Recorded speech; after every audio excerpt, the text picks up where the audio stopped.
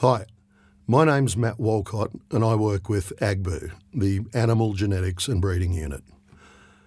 As part of this series of videos on helping breeders better understand your analysis, I'll be looking at the measurements collected for the breed plan and sheep genetics evaluation, which we call phenotypes. Phenotypes are really the building blocks of an objectively based breeding program.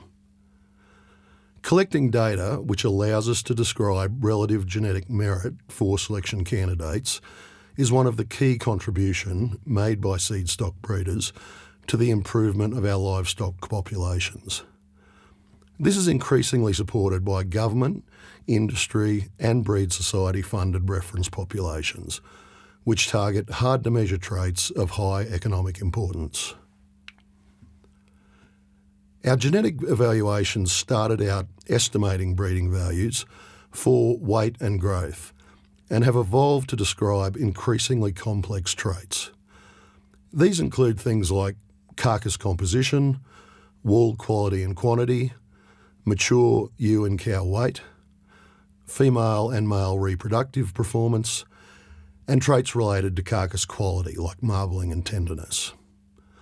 These are all traits which can be described objectively, have been shown to be heritable, which we'll talk about in subsequent videos, and have a direct impact on profitability at some point through the supply chain.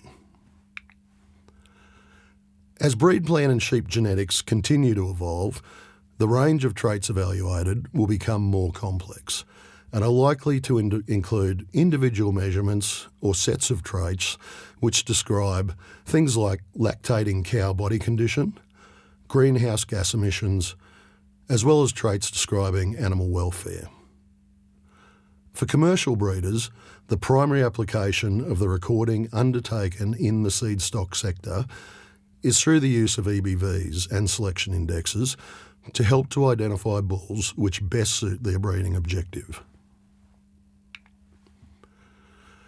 Accuracy in phenotyping, be it in the stud sector or designed reference populations, can have a direct impact on trait heritabilities and EBV accuracies. The precision with which measurements are collected can impact both of these and therefore has a direct influence on the rate at which genetic change can be achieved. Finally, breed plan and sheep genetics both include a system to identify possible recording errors and cases of inaccuracy in data collection, and feed this information back to the breeders collecting these measurements.